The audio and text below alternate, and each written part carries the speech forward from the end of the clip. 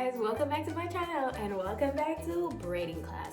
But before we get into any video, please remember to follow me on all my socials. You can follow me on Instagram at Heather's Hair Desire, on Facebook at Heather's Hair Desire or Heather Foster, and on TikTok at Heather's Hair Desire. Braiding class. So in my previous video, I showed you guys how to braid without braiding extension. For this video, I'm gonna show you how to braid with braiding extension. Mind you, this video is for all my visual learners and all my beginners. So I'm gonna show you guys all the supplies that you'll need for this braiding session. First, you're gonna need braiding hair, and I specifically chose this color because it's bright and you can see how to tuck the hair.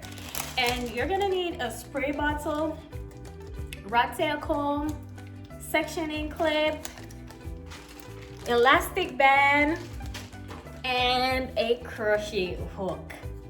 Why in the world I didn't mention a mannequin? Guys, you're gonna need your mannequin. And if you're working with like a family or a friend, remember you're gonna need them for this class. So what I'm doing right now is I'm detangling the hair.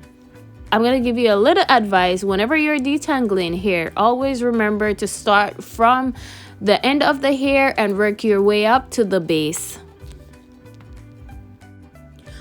I'm about to do the elastic band method. So what I did was I sectioned out a medium-sized square, and now I'm tying my elastic band. I wrap it about 3 to 4 times.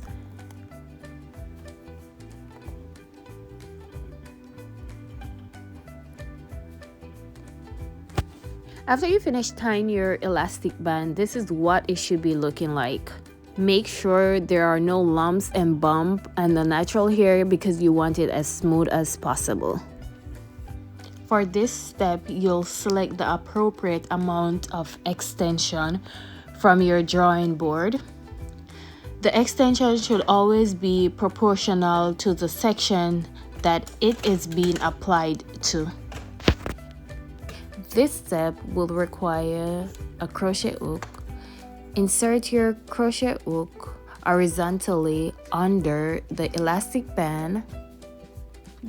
Attach your braiding hair to the crochet hook and pull it through.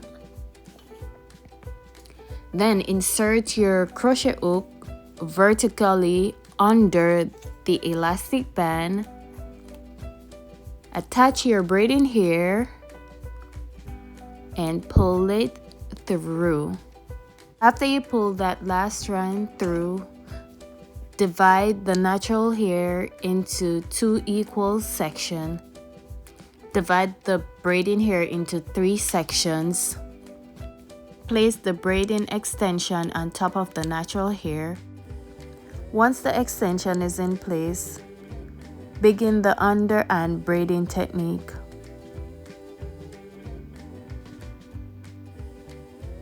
I'm trying to tuck the braiding hair. Remember that the outer strand should cross under the center strand. Each time you pass an outer strand under the center strand, bring the center strand over tightly so that the outside strand stays securely in the center. As you move down the braid, keep your finger close to the stitch so that the braid remains tight and straight. Continue braid to the desired length. And since you're practicing, I would advise you to braid to the end of the braid. And if you want to secure your braiding hair, you could use elastic band to secure it, or you could use it to seal it. And if your client, or if you're doing it for yourself, if they want curls, you could put your rads on and then dip them into hot water to also seal it. So as you're plaiting, maintain a firm grip And always remember to tuck your natural hair under the braid, or put the braid in here over the natural hair, whichever way works best for you. After you finish plaiting, your braid should be looking something like this. If it doesn't look like this, continue practicing. You'll eventually get it. Look at that range of motion. Look. This method does not require elastic band or a crochet hook. What you'll need to do is select the appropriate amount of braiding hair from your drawing board. Then separate the braiding hair into 3 strands. Place the folded extension on top of the natural hair on the outside and center portion of the braid. Once the extension is in place, begin the under and braiding technique.